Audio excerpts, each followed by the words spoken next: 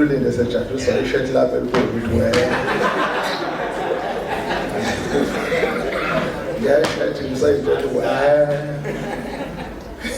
ifighter seyophuma linda ngicela nje ukuthi nginibingelele nonke egameni lenkosi uJesu Kristu, amen. Ngiyazi ukuthi imbongi zinakho ukujwayela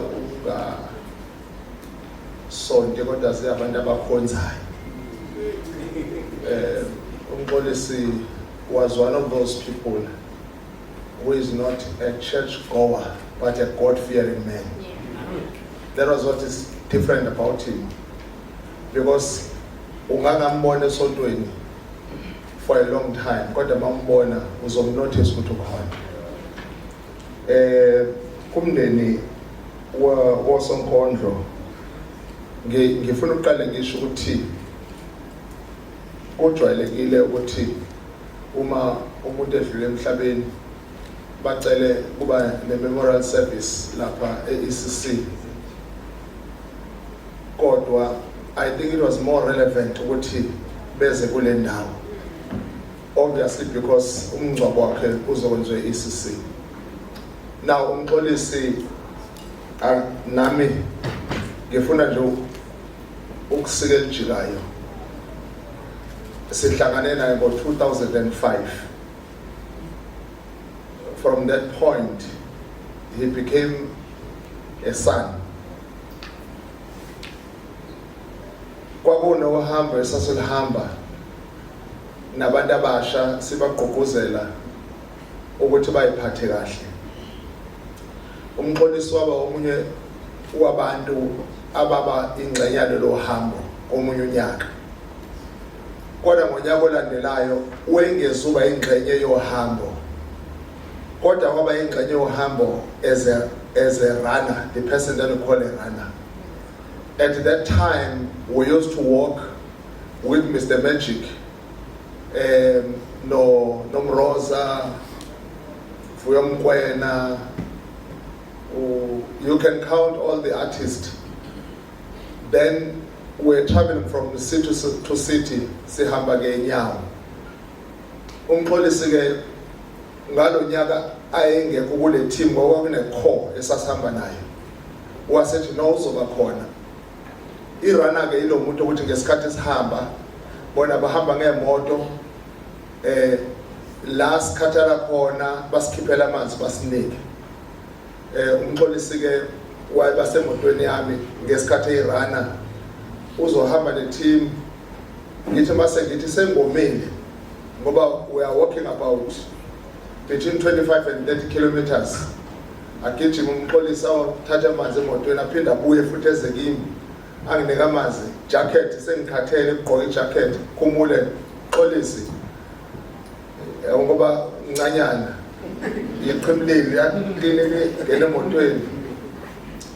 Now kwasekwenzeka ukuthi at that time cha lo mfana omncane waseyintshontsha nje inhliziyo yami, wengangosemphweshela kodwa ngiyahluke ngokuthi akakwazi ukujikiswa kaPopayi usimfuyo akanubeke wafika la ngaphambi, kodwa ngiyamazi ukuthi unawo nje indlela. Bengezanga kodwa ngizomnika ithuba isisi khona ngoba khona lo Popayi okuyena engifisa nebhola. Angingabazi ukuthi ngibe ubaba wakhe wakamoya. You know, mina madoda nami namadodakazi ami ngiwazele wherever they are. Ulinda is my son.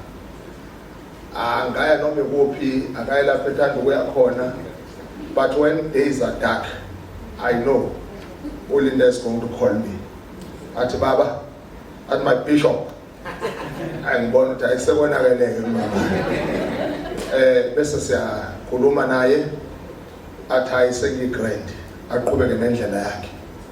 That is how I mentor the young people. Not as a person ofuna baqoqotha njalo ngevangeli ayikabi ngidalwe kanjalo ningixolele manje angifani nabefundisi beni futhi anaba ngifuna ukufana nabo kodwa bekuyena umfundisi wakhe nazi izinto engifuna ukuthi ngiyiphawule yabona insizwa kade ikhuluma la ngaphambili ngiyazi kahle umngane wakhe kaMxolisi kodwa so besikhuluma uye ngane sami ngizokhuluma uye akukho okuningi engingakwazi ngabo ngikwazi konke ukuthi nje ngile nhlobo eyithulelayo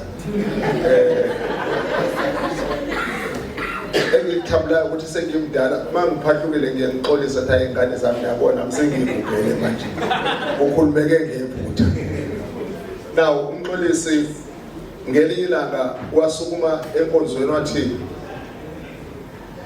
akade ngifunda uzobuya umzalwane kwakuyiphasika wasukuma wathi mfundisi ngicela ukwenza inkondlo uyabona ke ephasikeni sigcwele about 10,000 people lapha eCentral Park sibeke intende enkulu hayi ngizoke ngizwe ngoba ngiyayazi inkondlo yakhe love letter engabhori le nkondlo kuyisho iKwaZulu Natal yonke ngesikhathi senza nama trip ethu 2005 2006 engabhori kodwa wabuya kwanenye khona ezinye bezisho manje mezisho lapha enkonzweni nje athi ayangizokusho kuningi ngoba khona abantu abadala sekuthi angithi mbatha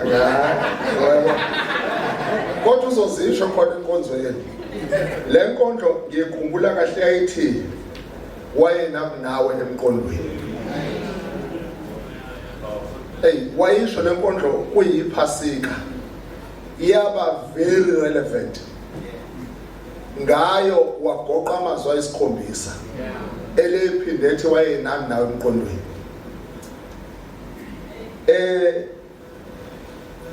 waseqhamuka nenkondlo njengoba besho ethi izolo eyayikhuluma nge-forgiveness moving forward izolo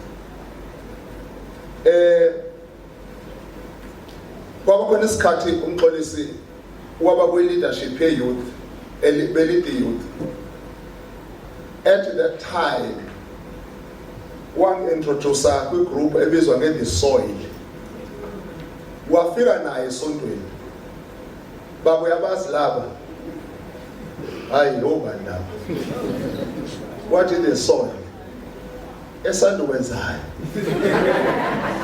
bayacula baba bacula hayi bacula sobabona bagibele stage kunomfana omdlala i-keyboard ngambuza ukuthi uzobadlalela athi hayi baba ibanga afuneka i-keyboard la kodwa bazocula ngangiqala ukuzwa i-The Soil icula ngenxa yoMxolisi and they become sort of part of me njalo ngilokubuza apho amadodana namadodakazi amathi bayaphila ngiyakhumbula ngesikhathi enkonzweni wayekhona uMxolisi kufika uZahara eqala nje uZahara loliwe ngase phela inkonzo ngihlanganisa naye ngithi nami la enkonzweni bakhona osonkondlo ngisho yena bakhona baningi nabanye ababaculi angazi ke bahlangana baxoxana kodwa ngamhlanganisa naye two last things uMxolisi nenabakahlabangani now uthe ngesikhathi ese-youth leader ngoba ngishumayela I'm just narrating ngaze nibaleke ngikwenziwa wayethiwa umfundisi Dube awubhutsho babaleka ndabazi ngizoshumayela bacathi ngizobakhomba athi kuyazi ufa ngoba nina kodwa kaka nakusala nokufa kodwa akuyona indaba yami namhlanje waba youth leader now kwezinye insuku I think it has been last year or this year early ngiyambona kuyangena ufika uhlala phakathi nendawo okay sengiyambona kuphuma inkonzo phela kungamnotice ngoba hayi ukuthi ume esontweni begameni wena cha behlale zindlu ungadideki. Futhi ijini yakhe mayidabukile hayi ukuthi uzoyithunga unjalo nje. Sengiyakhuluma ke nakithi ehlabangani uyekhuluma evuma kumina ukuthi baba mekhuluma nabanye enkonzweni uthi qhawe nabefundisi uthi awuqhawe lami. Hlabangani uyakhumbula ukuthi nine responsibility yokuthi nilinde iyouth lenkonzweni. Athi baba ngiyazi kusekhona izinto engidila nazo. Yabona umuntu bethu kunezinto akudila nazo ngiyazi usuke nazo. Futhi akubona kwami ukuthi ngithi ukudila nani. Ukuthi ubedila nani ngikubone physically. I think bekumsombuluko mangelo lesibili Sipho ngesikhathi ngihlangana nengoduso kaMxolisi. Iqala ukuxhumana nami ingoduso kaMxolisi ebimthanda imnakekela.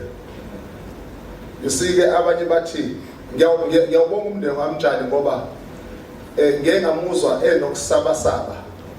Ngamtshela ngathi no uyingoduso. They knew ukuthi uhlala na uMxolisi. Now i-issue ayenza ukuthi athi uyibamba kancane ekuzolideni iyouth ube nefear ukuthi ngizoyilida kanjani baba ngihlala nomuntu ngingashadile naye. I understood that very clearly. Hence I knew ukuthi uma seshadile uzoba ne breakthrough aqhubeke nohlelo lwakhe. Not ukuthi he was going to be judged about it because people are struggling with their things and it's not my business, unfortunately. How I wish nami ngafana nabanye befundisi kube business lami. Kodwa it's not my business. Angibazi bamethela kanjani ukuthanda indaba obathi indaba nazo zinenkinga yazo. Now he was about ready ukuthi alideke again ngoba uMxolisi ingoduso yakhe yangithumelela oqala sirelate nayo yangitshela ukuthi ngusibani ngiyabonga ngani yami mina noMxolisi baba kodwa ngicela ukuthi le ndaba uyigcine esifubeni. Ngigcinela le ndaba ngigcina ngoba asikakayilungise izinto kufanele siyilungise. Uma ngabe ungoduso kaMxolisi with a great excitement, it must have been Sunday or Saturday late, angithumele umyalezo uthi baba I really thank God. But we are called lo mntwana. NoMxolisi uyakholwa. I want to tell you zimbongi zami ezinhle uMxolisi ube yikholwa. He was beyond being a Christian. Ngoba ichaza ngilanga ukuthi mina ngiyona iChristian ngiyikholwa. Kodwa ngiyamkholela uJesu njengenkosi nomsindisi. He was that person with a very broad heart, a heart of God. So bobabili bamthanda uNkulunkulu. So usethi ke uyambonga uNkulunkulu. Number 1 ukuthi umuzi wakhe uyaphela. Number 2 uyambonga uNkulunkulu ukuthi ayisengizobashadisa. I don't doubt ukuthi benzomshadisa noma ngabe useke wathola omunye umfundisi. Nginjalo mina Mtshali. Mina ngifika kini mina sekuthiwa ube ngasakhonzi la bekhonza ngicela lo mfundisi wakhe ahlale eceleni yimina umfundisi wakhe. Kuthi hayi ngeke baba manje ethi lo mfundisi wakhe uzokwenza into encane nje lokubingelela ahlale phansi bese ngiphatha uhlelo lwakhe ngiyaqhubeka. Ngoba indodana yami le iqale ezandleni zami ikhuliswe yimi. Yangene entweni empilweni. Kukhona izinto ebesezilwa, khona impakade yilwa ke nomlokazi wethu lento yama department. Oh hey Nkosi ubelwe department efika anzinto i-department ethi no kulungile qhubeka sizolungisa izinto mase kufanele kulungiswe Nkosi yami bamnika istress ongakazi usibone emhlabeni. Angisafuna ukukhuluma kakhulu ngeke ngatrenda kabi la abekhozi la ngatrenda kabi ubona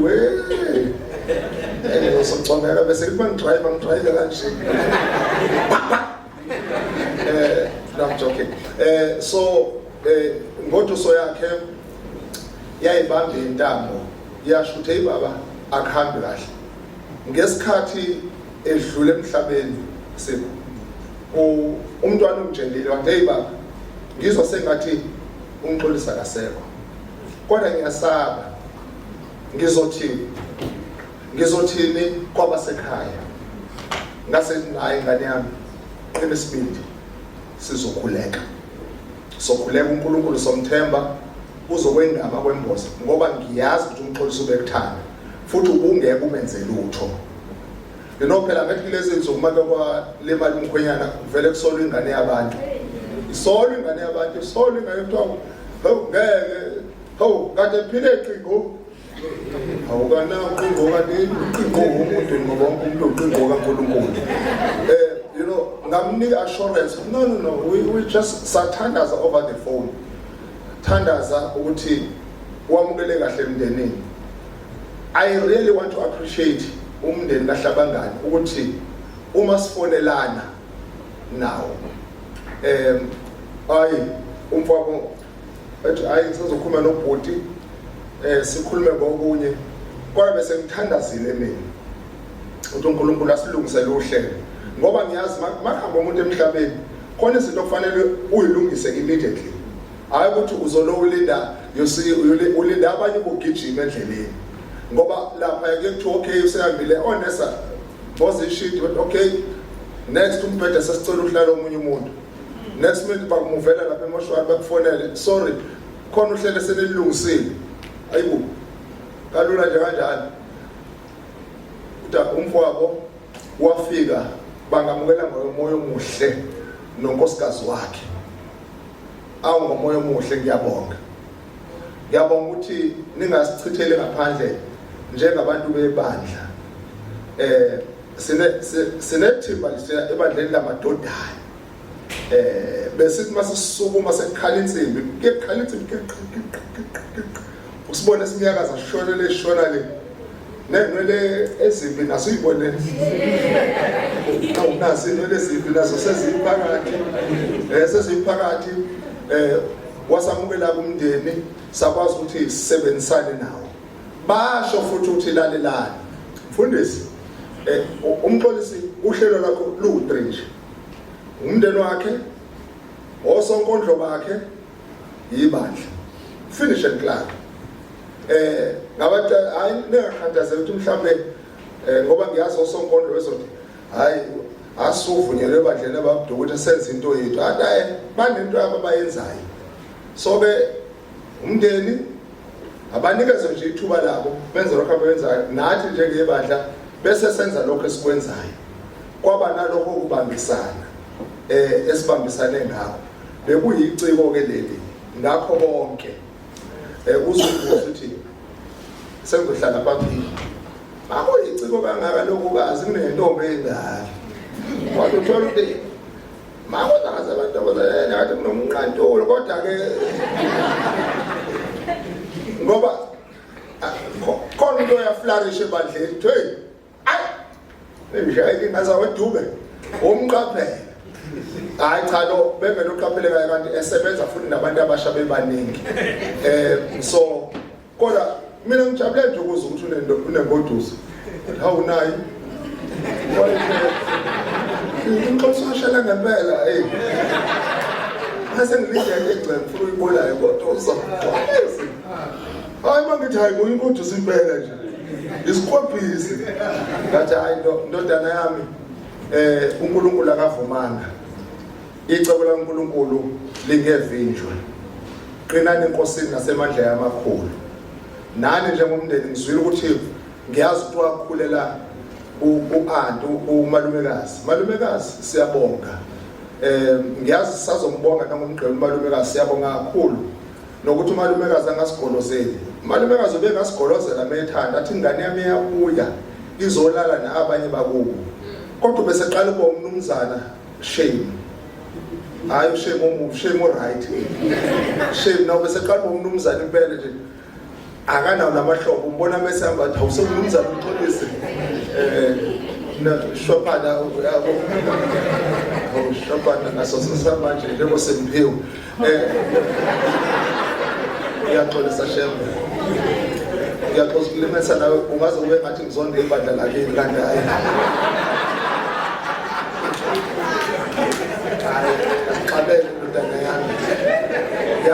isisiwuyeza napa uvumele ngiya entabeni inkinga ukuhlatshwa amathe efanele anganenza kanjani ngithi sorry besixoxele manje banganamahle komantshinga bonda bezitha uNkulunkulu anibophe ngebhande likamoya zimbongi zami ezinhle engithandayo ngiyabonga kakhulu ukuthi ngibe ingxenye yalomcimbi nami ukuzobonga emswaneni nibambe njalo ningaqini ningayekeleli la nisidinga khona ukuthi nithandazele mina Mlindozi ngiyabatshela nakwipolitiki la ngikhona ngimthandazela ngenkani ngemani qala sengizonithandazela bathi baphuma nje ayizophuma hlala phansi ngithandazela wonke umuntu manje ngenkani bona bavala amehlo ngibeka sengiyathandazela ke njalo so yileyo njobo angicengeli nje ukuthi ngithandazele ngazi ukuthi uzobusiseka I do it for everybody so ke nani ngiyafisa ukuthi isibuso sikaNkulunkulu sibe phezukweni anivelelwanga ifele iminyama ayikho leyo nto ukuthi uNkulunkulu unihambele njengoba kahambela uJobe nokuthi 45 chapter 42 konke niyobuyiselelwa sekuphindiwe ayikabili sekuphindwe kathathu njengoba ukhona nje umuzi awuphindwe kathathu ngizobona ukuthi impilo izoqhubeka nibe namandla ngiyabonga kakhulu inkosi indaba ede ngibhale uguga lokho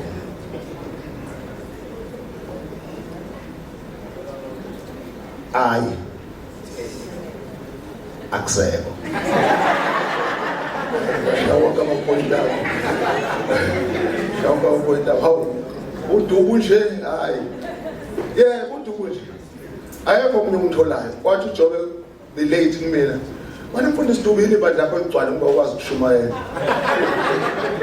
engiyambuka enhlizweni yami ningabatshele kaMakholo akhona ngiyambuka ukuthi ngenhliziyo futhi sengaphenduka into endala